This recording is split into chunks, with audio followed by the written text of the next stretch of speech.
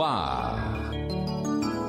Plenitude, o programa do Centro Espírita Joana de Ângeles. Produção Seja Barra. Apresentação Iraci Campos. Olá, queridos amigos, nossos espectadores. Como é bom estar com você sempre juntos. Eu, você e Joana de Ângeles, para juntos entrarmos em plenitude, em paz e com o coração vibrante, pulsante de alegria. Hoje estamos aqui com uma convidada muito querida, uma convidada muito especial, que vem bater um papo com você. Muito olhos nos olhos. Sim, ela é trabalhadora, diretora do Seja Barra, instrutora, psicóloga, e nós vamos conversar hoje sobre transtorno de borderline. Pegou, né? Pois é, estamos aqui com a Denise Reis. Tudo bem, Denise? Tudo bem, oi Iraci.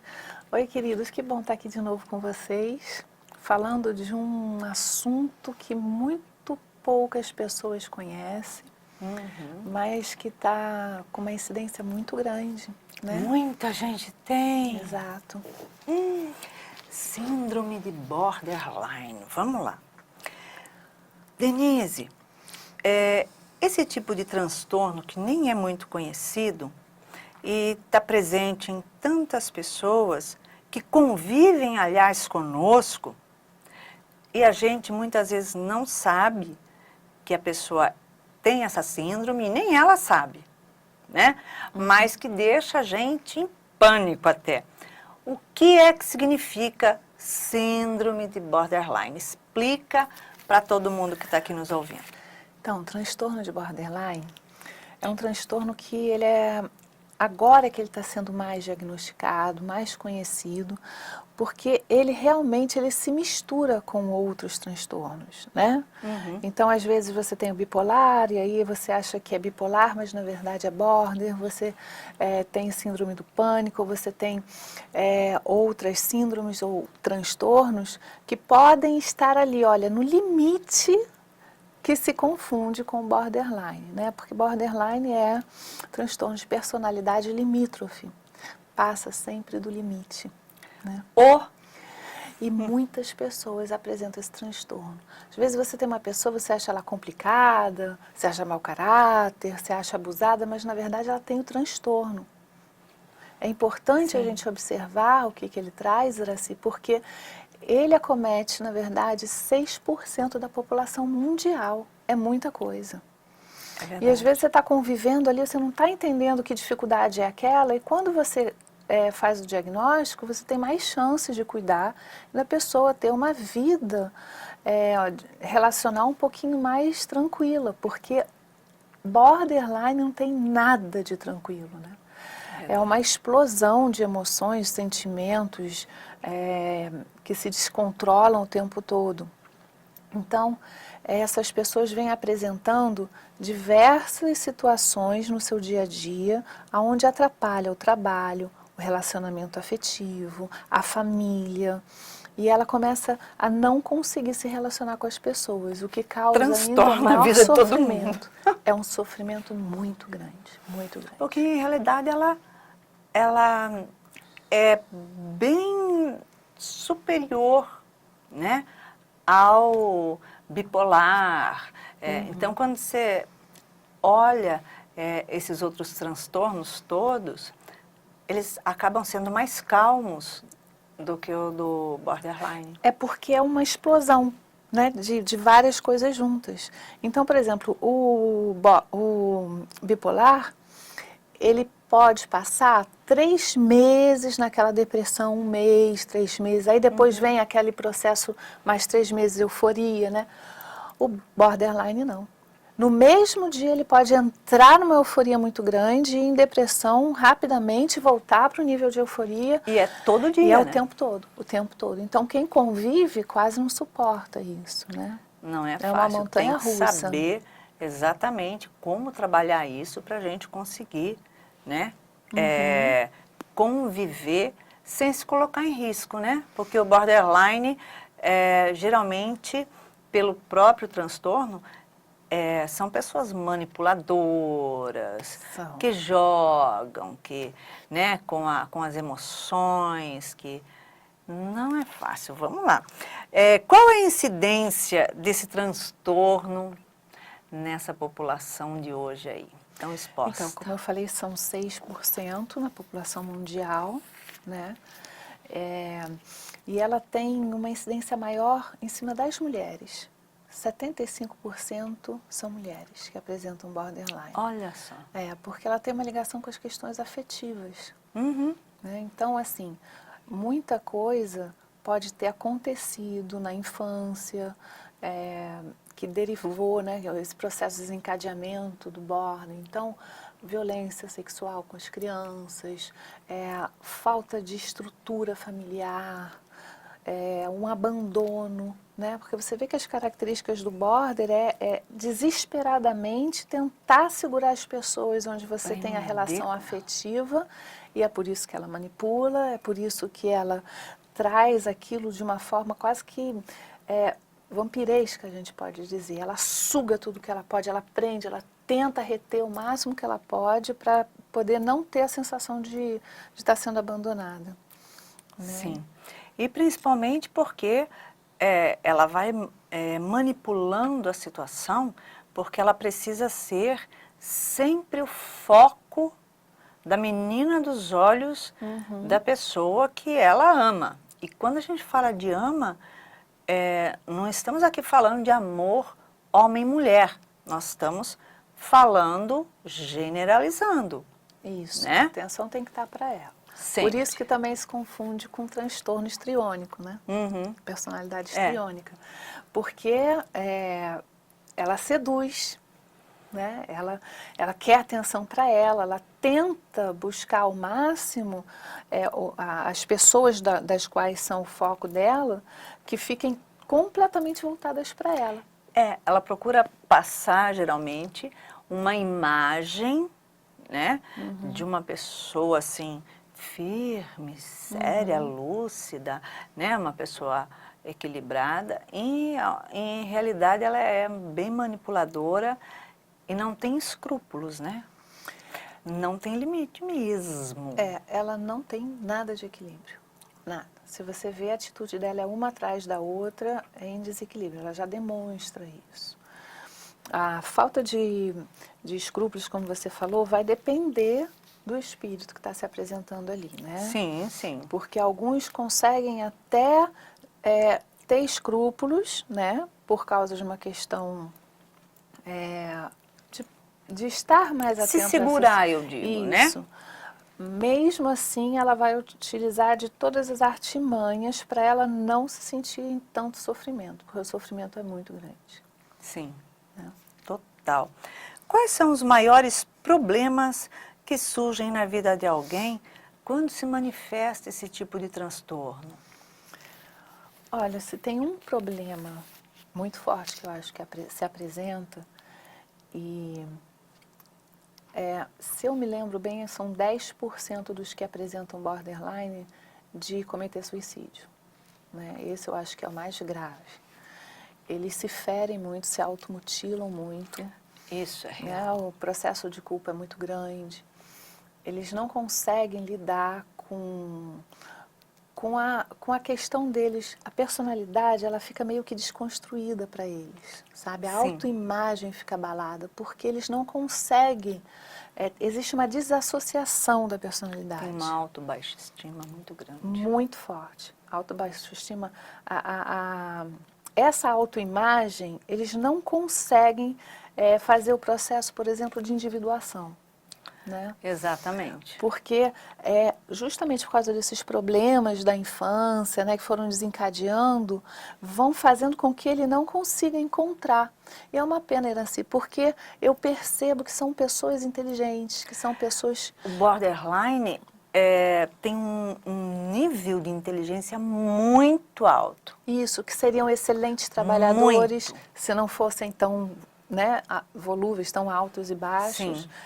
E que poderiam ter uma vida fantástica se conseguissem se tratar, manter o tratamento, de todas as formas hoje que são oferecidas, para pelo menos ter uma maior estabilidade de humor, para eles conseguirem conviver em sociedade, porque é muito difícil. Nossa, muito difícil. E como identificar alguém que convive conosco de border? Bom, você vai ver que o border, ele tem crises constantes, né? Então, ataques de agressividade, às vezes numa discussão, às vezes quando ele sabe que está perdendo a mão, essa raiva vem muito forte, tem ataques de agressividade. Do mesmo jeito que ele ama, ele odeia, né? Isso. Automutilação, precisa prestar atenção, se corta, se machuca, né? Às vezes em coisas pequenas, sabe? De pegar, ficar se ferindo com a unha, Pequenos de suicídio, detalhes, exato. muitas vezes. Isso.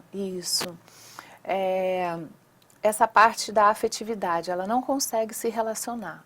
Então, toda vez que ela entra num relacionamento amoroso, ela começa a demonstrar um ciúme muito grande, um apego muito grande, uma situação onde ela não consegue uma estabilidade.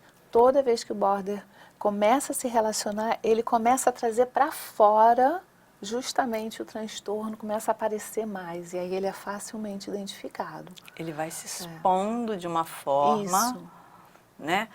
Buscando, geralmente, digamos assim, aprisionar, né? A tal da prisão sem grades, né? Aprisionar a pessoa que eles miram como, tipo assim, a pessoa mais importante da minha vida. Outra coisa, sentimento de vazio existencial também muito forte, né? Fica sempre aquela situação meio vazia. Depressão, ansiedade. Você vê que está tudo junto. Por isso que aí você vai diagnosticar, você pega a depressão, aí você acha que ele está com depressão. Aí você, ou então transtorno de ansiedade, você acha que... Ou mesmo histriônico, né? Então você vai vendo que vários transtornos, na hora que você faz um desenho, um esquema, você vai ver que as linhas, elas se confundem com vários deles. Por isso que ela não é diagnosticada sempre da melhor forma. É difícil. É difícil. Né? E aqui no Brasil a gente ainda não tem os números corretos. Quer dizer, esse 6% da população mundial é porque em outros lugares já se tem uma visão maior sobre isso. Com certeza. Por incrível que pareça, as pessoas acham que isso é uma pessoa ou outra, é uma coisa rara. Não. Mas é muito mais comum do que você pode imaginar. Você pode ter dentro da sua casa um borderline e não saber. E muitas vezes você pode ser. Observe-se. Preste atenção, porque quando a gente vai falando, né, desses sintomas, dessa movimentação, da manipulação, a cabeça que não para, a pessoa tenta fazer muitos jogos com remédios, com medicações, né? Ela vai manipulando tudo à volta dela para que ela se torne o centro, né?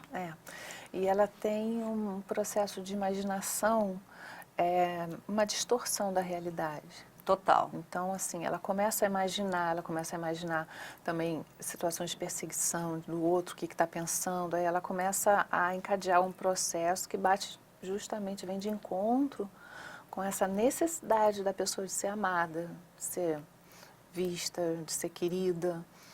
Mas ela mesma afasta os outros se ela não se tratar. É muito importante o tratamento. Sim, porque você imagina, a pessoa tem inúmeros conflitos com tudo, né?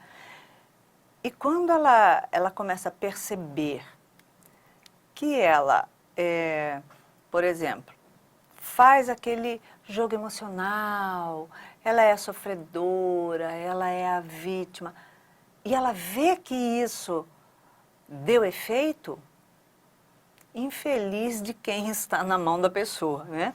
E, por um outro lado, quando ela percebe que a pessoa conseguiu identificar, né? Do mesmo jeito que ela ama, ela odeia. Ou seja, ela vai pra cima, ela revida. Ela revida, ela se vinga.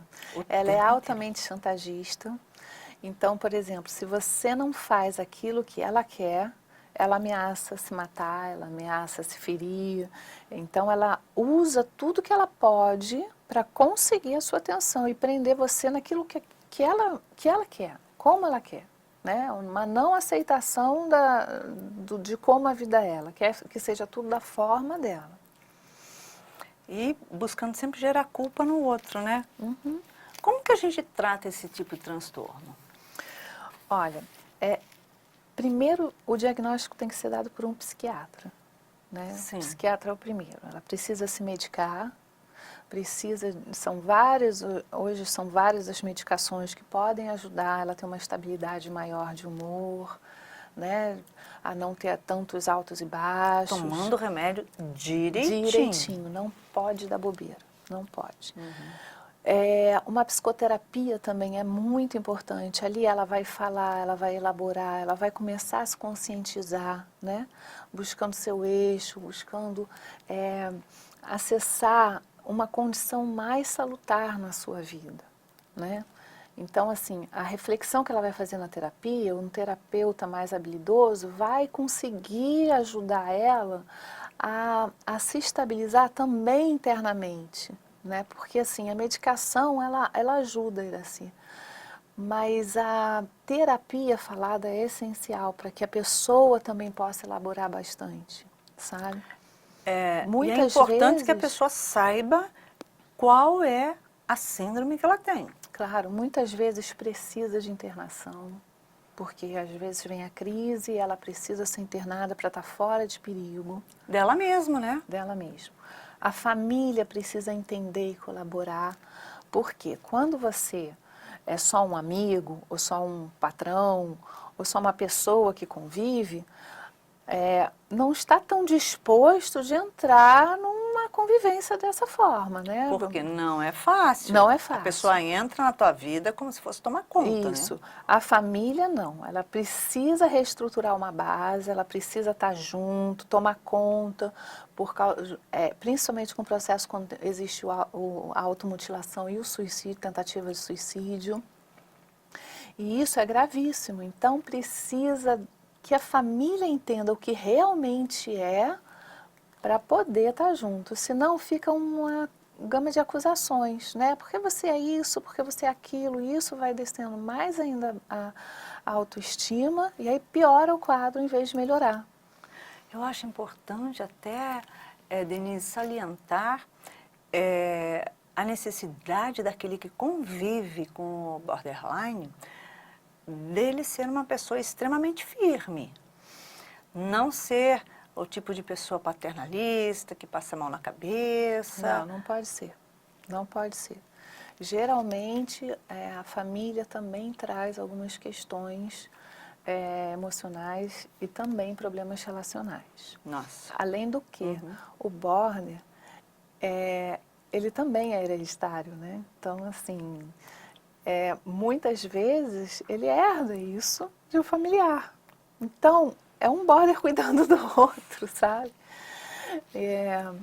Então, parentes de primeiro grau podem passar isso. Então, você vai encontrar uma mãe border com uma filha border, né? Então, como é que uma vai passar a estrutura para ela?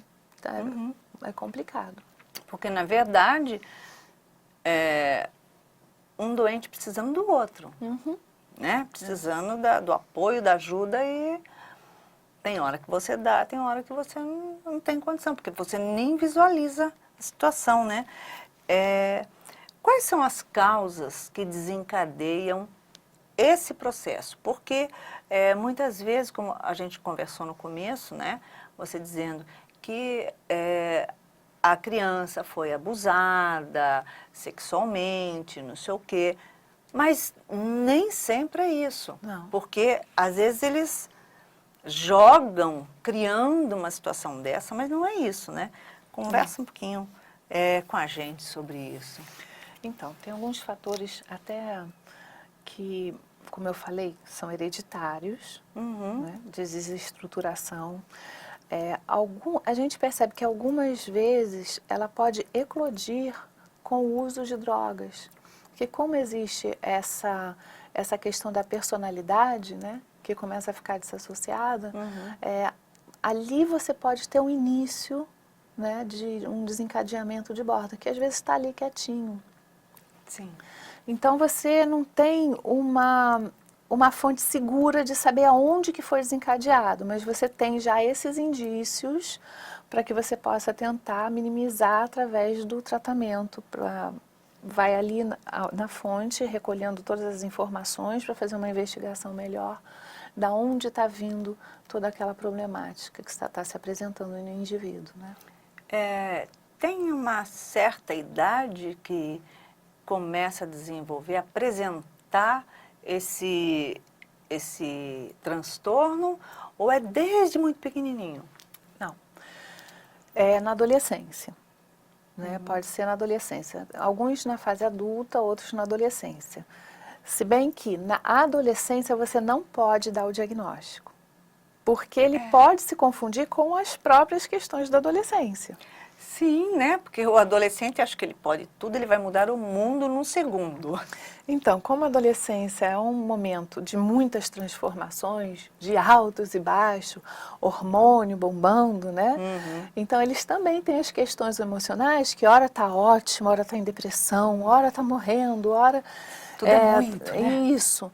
Tem também os fatores suicídios que também estão acontecendo entre os jovens. Tem o início de drogadição, de bebida alcoólica, que hoje realmente se tornou um problema. Então, ali você não pode dar um diagnóstico e dizer, não, esse é border, porque pode não ser. Podem ser as questões mesmo da adolescência que hoje se apresentam e que podem se confundir. Então, o que você faz? Você observa e já começa a cuidar, já começa a levar para a terapia, porque um terapeuta ele vai começar a identificar e já vai se precaver muito do que pode vir a acontecer. Né? Para que a família se estruture, para não deixar escapar, né, pelos vãos dos dedos ali, alguém que está numa grande perturbação, num conflito e, na verdade, é um borderline, né? Isso. Nesse caso, a pessoa que está trabalhando com essa pessoa dentro do lar, alguma coisa, vai detectando desde o começo, então, né? Que tem alguma coisa estranha logo na adolescência. E é importante já ver se é um transtorno, Iraci, porque muitas vezes aquela família começou a se desestruturar e você começa a expulsar aquele ser da sua família, porque você não entende que é um transtorno. Você acha que é a pessoa que não vale nada, que veio para atrapalhar, que ela é o problema da família, mas é um espírito que precisa ser cuidado. Com certeza. Né? Que veio com essas dificuldades que se apresentam e precisa ser cuidado. E a família é a maior responsável. Em realidade, é comum que a depressão e a ansiedade estejam associados, né, nesse transtorno, mas identificar primeiro esses dois transtornos, levando a pessoa em dúvida, ou é alguma outra coisa que se associa primeiro, que aparece, que chama atenção? A ansiedade para o border, ela geralmente está sempre presente. A depressão também, né? Você vai da euforia ao nível de depressão lá embaixo. Então, você começa a identificar. E como tanto a depressão quanto a ansiedade hoje são epidêmicas na nossa sociedade, né? Porque a depressão, a pessoa não aceita a vida como ela está sendo trazida, né? Ela quer que a vida se apresente do jeito que ela imagina. Com certeza. Então, aquilo ali já é um desencadeante imediato de, né? Já que não é do jeito que eu quero, não quero a vida. Já que não Eu é do fe- jeito eu que me eu quero, fecho do jeito pra que é, vida. também não quero, Né? né? E a ansiedade, ela está ligada também a muitas coisas que você quer antecipar para que seja exatamente da forma que você quer que aconteça. Então, ela está ligada ao controle. E aí, a pessoa ligada a esse controle muito forte, quando as coisas estão saindo do seu controle, ela entra em crise. Ela pode entrar num processo agressivo. E ali você já tem ali duas questões onde você pode começar a ficar atento se é um border ou E o se que é é que a pessoa só faz numa hora de crise? Como é que psiquiatra. funciona esse negócio da Psiquiatra crise? tem que levar para o médico, Iraci. A gente hoje não tem recursos suficientes para cuidar de uma pessoa assim. E é sério, é grave. Não é Sim. uma brincadeira. É uma síndrome muito grave. Muito grave e muito presente. Então, tem que buscar ajuda médica. Às vezes, a gente encontra pacientes que você aconselha, olha, precisa levar a pessoa lá. Ah, mas será? Ah, não, ela sempre foi assim. E aí, sabe, tem uma resistência. A família, às vezes, tem uma resistência em levar para médicos É um para fazer um preconceito, tratamento. não é não? Claro que sim. Outra coisa que às vezes se apresenta é o TDAH. O TDAH também está presente e ele é confundido só como TDAH, mas não é, também é uma característica do border. Olha só. Tem que ter esse Tem limiar, que não? ter essa percepção. Então, se a gente, de tudo que a gente estava falando aqui, né, todas essas características que vão se apresentando, se a gente vai juntando, olha, peraí, tem isso, e tem isso também, opa, peraí, tem alguma coisa. É. Porque você, quando pega o CID ou DSM-5, CID-10, DSM-5, você vai ver lá todos os critérios para avaliação. E aí você vai começar a ver, de 9 critérios, a pessoa tem 6, pronto, já é border. Já pode começar a ser tratado. Agora, se tem 3, se tem 4, ainda não. Então, o psiquiatra que vai fazer essa avaliação, ele vai fazer uma série de perguntas, ele vai investigar como é que são aqueles acontecimentos para poder realmente dar um diagnóstico ou não. Não é para a gente também ficar acusando uns aos outros, porque a pessoa faz isso, ela é border. Não, precisa de Não, um... de jeito nenhum. Agora, qual é a diferença que existe, assim, mais marcante entre o transtorno de borderline e o bipolar? O bipolar, ele tem essa característica mais longa, né, de manifestar a emoção. Então, o bipolar, ele tem aquele processo assim, entrou em depressão, ele vai permanecer em depressão. Ele vai ficar ali 1 semana, 2 semanas, 3 semanas, ele vai ficar 1 mês, ele vai ficar 2 meses, 3 meses, ele vai ficar ali. Aí, por algum motivo, ele conseguiu sair daquilo e aí entra num outro processo de euforia, né? Que é Tudo químico, vai dar certo, né? é químico. E aí vai, e aí fica, se mantém daquela forma, todo mundo acha que a pessoa está ótima agora, que vai dar tudo certo. Ai, a pessoa sarou. Às vezes a gente nem aguenta com aquela euforia toda, e aí, de repente, depois de uns 3 meses, volta de novo para todo o processo depressivo. E o border não. O border hora tá, hora não tá. Sabe, as pessoas, quando você vê um border, ele te escreve lá, né? No WhatsApp, te escreve uma situação, daqui a meia hora ele vai lá e te escreve outra completamente ao contrário, aí daqui a pouco ele vai lá, então você começa a perceber que a emoção dele não é contínua, é totalmente desconectada com uma coerência. E ele, muitas vezes ele escreve ou conta uma coisa para uma pessoa, para outra já é diferente, para outra já é diferente. Isso. E tipo assim, como é que... E ele realmente vivencia isso. Ele acha mesmo isso. Ele não consegue fechar a Mas é importante trazer essa coerência. lucidez de que aquilo não é real. Pois é. Agora, por causa dos fatores emotivos dele, de como ele está percebendo o mundo, para ele tem toda a segurança de que é. Ele acha que é, por alguns instantes. Depois ele vai mudar e vai achar que não é nada daquilo. Não é nada daquilo, exatamente. E isso é importante nós salientarmos de mostrar a verdade sempre, manter a verdade, né? Não concordar. Quem não é border não pode se deixar envolver emotivamente com isso tudo. Porque você imagina se a pessoa está ali, numa fúria de emoções, e você se deixa envolver por aquilo. A gente fala, né, vibracionalmente, se você entrar na onda, você vai embora. Então, você tem que saber o que está certo e você se manter. Porque senão a família toda adoece. Com certeza. Né? Os amigos adoecem e aí você carrega os problemas para casa, as mágoas para casa, sem saber que aquela pessoa está em desequilíbrio, ela está em desequilíbrio. Você não precisa entrar em desequilíbrio porque ela está. Você tem que ter a percepção, a visão de estar manifestando aquilo, bacana, Vamos lá. que ajuda para se tratar, vamos procurar e tal. Ah, não quer? Então não posso fazer nada. Agora, uma coisa muito importante, que como a pessoa que é borderline, ela tem a autoestima dela muito baixa, né? É absurda. E quando a pessoa está nesse processo de diminuição,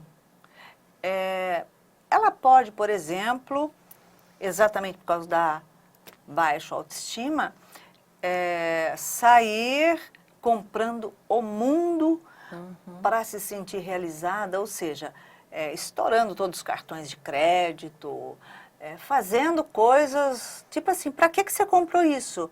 Isso é a coisa que eu mais queria na vida. Como que é isso? Ela se torna compulsiva.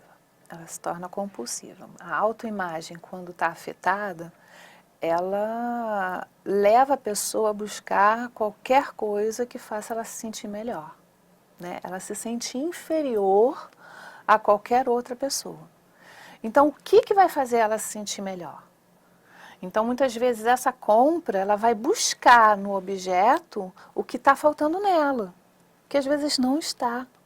É simplesmente uma distorção da autoimagem dela. Ela não consegue se enxergar, ela se enxerga com uma menos-valia tão grande, tão forte, que ela precisa desesperadamente sanar aquilo de alguma forma. E aí ela tem um gasto muito maior do que ela pode ter.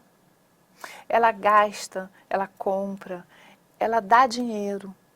Ela pega o dinheiro e faz coisas assim inimagináveis. Coisas que você diz assim, como que ela pensou que ela poderia gastar esse dinheiro, que isso é totalmente fora da realidade dela. Ela não pensa no futuro. Ela sai gastando e quando percebe, está endividada até o último fio do cabelo. Isso é muito natural acontecer, Muito. né? Muito normal, a dívida, enfim. Agora, quando a pessoa se vê num estado de dívida, e que muitas vezes acontece que a família, quando percebe, descobre, vai lá, paga toda a dívida dela, né? Para, olha só, vou parcelar, vou pagar, seja lá o que for. Ela retorna e repete, ou ela é capaz até de cometer algumas extorsões para usar cartão de outro, seja lá o Ela que for. volta a cometer, assim. Infelizmente, esse transtorno não ensina. Ele só ensina quando a pessoa já não tem mais para onde ir e resolve se tratar. Mas o fato dela ter se dado mal em algumas situações não faz com que ela tenha um aprendizado de, então agora eu não vou fazer mais. Ela volta a fazer. Mas é E importante que ela assuma a responsabilidade. Pode começar a cometer alguns delitos, a gente vê que isso existe. E como? Ela também começa com outros tipos de compulsão, são drogas, álcool, e às vezes ela utiliza a própria medicação, que é para ajudar numa quantidade que vai ferir. Para drogar. Então isso é que é um problema, porque você não pode deixar a medicação toda com o border, porque se em algum momento, ou ele deixou de tomar, ele pode voltar a ter a crise, pode voltar e ele toma tudo de uma vez e aí ele pode levar a um suicídio. Denise, nós ficamos observando inúmeras situações quando uma pessoa borderline começa a manifestar esse transtorno. Então, a gente sabe que é extremamente complexo, porque é como se fosse uma soma, né, de tudo aquilo. Como diz a Anísia da Silveira, nada é só do corpo físico, né? O corpo, na verdade, é uma roupa. Você pode remendar ou não, mas é a roupa. Pois é, se tudo é da alma, como é que a gente vai entender essa complexidade que é desse indivíduo juntamente com o lado espiritual? Como é que a gente... O que acontece? Tem alguma influenciação? Tem o quê?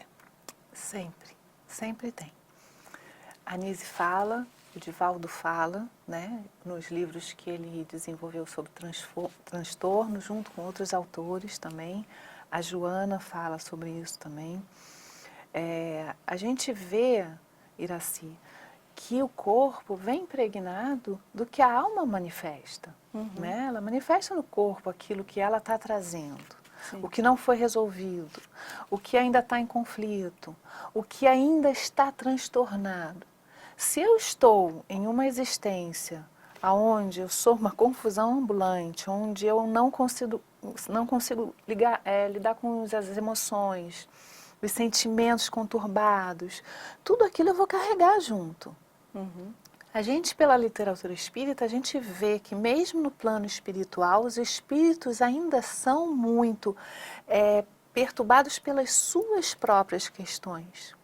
Exatamente. Ao reencarnar, aquilo tudo impregna o nosso perispírito, né? Fica tudo marcado. E aí a mente, toda a nossa parte bioquímica, cerebral, tudo isso vai manifestar, vai trazer, vai estar muito mais propensa a desenvolver alguns tipos de transtorno. E se você perceber, a gente hoje tem uma quantidade de transtornos listados enorme. Se você começa a ler, você vai começar a identificar que isso eu tenho, isso eu tenho, isso eu também tenho, isso eu também tenho. Quer dizer, é claro que é um item ou outro, mas a gente fala, mas precisa... eu sou tudo isso. A gente precisa olhar e dizer, preciso cuidar da minha saúde mental. A Nise fala num vídeo, enquanto encarnada, que a saúde mental está nas nossas mãos. Somos nós os responsáveis pela nossa saúde mental. Sim. Por que é que diante de um conflito a gente se deixa ir, se deixa levar pela loucura da mente? A gente não cuida, respira, pensa, procura ajuda espiritual.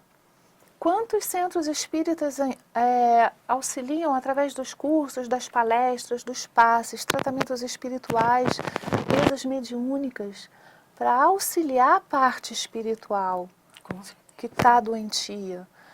E a gente insiste ainda em se manter naquela eu é que tenho razão, eu é que fui magoada, eu é que não posso passar por isso, porque o outro, isso tudo vai criando nós energéticos muito graves que passa de existência a existência. Porque a pessoa nunca consegue olhar para si, trabalhar as suas questões e se autocurar.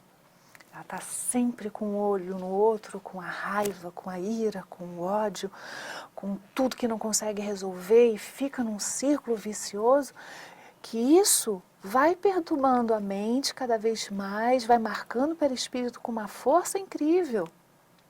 E aí como é que ela resolve isso? Com certeza. Você sabe que se nós formos olhar, observar a fala, o olhar, o comportamento, né, da pessoa, do ser humano, o ser humano é inocente, marionete e o pior, não tem cérebro, não tem... Por quê? Quando ele erra, a culpa é do outro. Quando ele está magoado, ofendido, a culpa é do outro, porque o outro que... né, magoou, ofendeu. Se eu tenho ressentimento é porque você me fez uma coisa horrível e eu estou sofrendo por isso. Então, você vai pegando cada coisa. Aí, se você fala assim, pois é, estou com problema espiritual, né? Preciso. A culpa é do obsessor. Então, ou seja, você é nada, porque É sempre não é aquele isso. pensamento bem antigo, né? Que é a culpa do obsessor, então eu vou lá para a casa espírita para eles tirarem o meu obsessor. E por que você chamou ele para ficar com você? Mas não é a lei da atração? Não é você que está buscando isso? Por que que esses espíritos ainda insistem em estar junto de você, perturbando a vida? Porque você, de alguma forma, se mantém atrelados a eles diante das suas atitudes, dos seus pensamentos. Porque, Iraci, chega um momento que eles desistem se eles não encontram ressonância. A gente sabe que os cristãos sofrem, sim, né, os ataques contínuos. Mas o que são esses ataques diante da força moral? Daquela pessoa que não se deixa cair porque segue a Cristo, porque segue a doutrina, porque segue um caminho reto. Eles podem dar uma balançada. Você se movimenta. É claro. Você percebe quando alguma coisa não está redonda, ajustada. Você vai fazer o quê? Você já toma uma atitude. Você não fica fazendo o mesmo movimento e deixando o mundo despencar. É aquela história. Olha, tô caindo, tipo assim, tô tomando choque. Ó, tô tomando choque. Eu detesto tomar choque. Então, por que você não tira a mão daí? Entendeu? É isso. Então, aí o que acontece? Numa próxima existência, né? Aquela coisa, vamos deixar para a próxima, né? Próxima existência, vem com transtorno mental. Que aí o esforço para sair disso ainda é maior ainda. Porque apesar do transtorno mental, você ainda tem que se manter com moral e lutar até que você encontre a sua saúde. A gente responde, né, perante a lei de Deus, a nós mesmos, perante o movimento da vida, pelas nossas atitudes, né? Agimos com responsabilidade. Agora, se nós falamos assim, vou deixar para a próxima. Para e reflete. O que você acha que vai ser a sua próxima encarnação? Só flores? E aquilo você pega assim de pinguinho e fala assim, isso aqui era da passada, eu deixei para a próxima, estou trazendo aqui. Não. Porque se nós tivemos a oportunidade de fazer alguma coisa, de reparar, de mudar, de transformar, ou seja, a consciência de mexer naquilo e a gente não fez, nós, além do que trazemos, nós agregamos mais um montante que é um peso a mais pela responsabilidade de ter tido a oportunidade de jogar fora, ter tido a consciência que tinha que fazer e tipo assim, deixo para a próxima. E é claro que a minha próxima, eu vou juntar um bom pacote e trazer. Piora a situação. Então não vai ser mais complicado. Outra característica que você percebe é o desculpismo, porque você tem a doença, então eu faço isso porque eu sou doente. Lê do engano. Ninguém é doente. Porque o espírito se carrega a doença, não é porque ele não pode, é porque é para superar a doença ou o transtorno ou a síndrome que ali se apresenta. E a pessoa não é doente, ela está temporariamente em transformação. É claro, a doença ela vem trazendo a dificuldade pedida pelo próprio espírito, porque precisa se esforçar mais do que tem se esforçado. E ali é nesse momento que ela não pode entrar em vitimização.